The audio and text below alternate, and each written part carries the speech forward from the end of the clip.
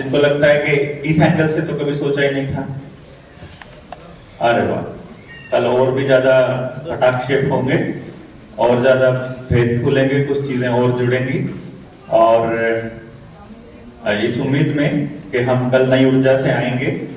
आपने जितने भी क्वेश्चंस पूछने हैं टॉपिक्स के ऊपर आप नोट करके रखिएगा, और कल सुबह दोपहर शाम तक स्टेज पे पहुंचाते रहिए क्वेश्चंस को, ठीक है ना? रख के वहां रखते जाइए बस अपने आप से, जब भी खाली समय हो, और फिर सेशन के एंड तक फिर हम उन क्वेश्चंस को लेंगे।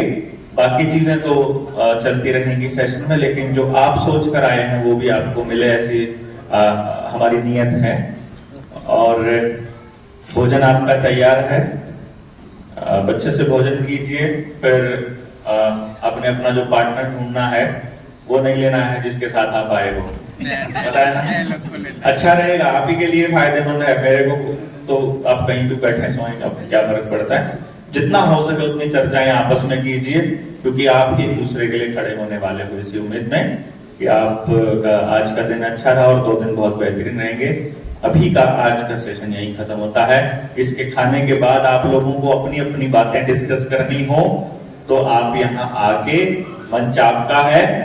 आप, क्योंकि क्या होता है, आदमी को जब ये पता चलता है पूरे वैश्विक षड्यंत्र के बारे में, तो उसे लगता है कि अरे देश तो खतरे में है और गड़बड़ हो गई, अब इसे ठीक करेंगे।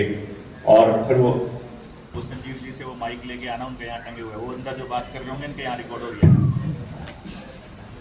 तो क्या पता क्या क्या बात कर रहे हैं। बंद कर लो अपना, यही रिकॉर्डिंग बंद कर लो, रिकॉर्डिंग बंद कर दीजिए। हाँ। तो जिनका माइक तो दिमाग में रहता है कि हम बस आज ही देश बदलते हैं, आज ही दुनिया बदलते हैं, क्योंकि नया नया जब चीजों को पता लगता है ना, तो ऐसे लगता है कि बस ये चीजें ठीक हो जाए तो सब ठीक हो जाएगा। लेकिन बदलाव बहुत ही सतत प्रक्रिया है, बहुत आराम से होता है। हमको यहाँ तक बर्बाद करने में आपने देखा कितने साल लगे होंगे? कई सौ साल लगे हैं, कई सौ साल। तो ठीक होने में भी ऐसे होगा। अभी ऊपर से नीचे आए हैं, और मेरे ख्याल से आपके सामाजिक रिश्तों का, पारिवारिक रिश्तों का, मानसिक हालत का, आर्थिक हालत का और न्याय व्यवस्था का, मेरे ख्याल से तो बिल्कुल उसको कहते हैं रॉक बॉटम, बिल्कुल धरती में आ चुके हैं अपन लोग ना। राजनीतिक भी, शिष्टाचार भी, सभ्याचार भी, है ना, आचार व्यवहार, सब कुछ ही बर्बाद होने की कगार पर है। अगर बर्बाद होना थोड़ा बहुत रहता होगा तो अभी और भूलेगा थोड़ा सा, और जब तक हम लोगों को समझ में आएगा। और फिर जब बिल्कुल सब खत्म हो जाएगा, फिर नीचे रास्ता ही नहीं बचेगा जाने का, फिर ऊपर ही जाना है उसने। फिर वो व्यवस्था अपन लोग ही बनाएंगे जिनको बातें समझ में आई होंगी, है कि नहीं? तो अभी हम लोग इसके एक तरह से चशमदीद गवाह बनने वाले हैं, हम में से बहुत से लोग, कि हो सकता है कि आने वाले वक्त में समाज में हो रहे बदलावों को हम अपने जीते जी देख पाए।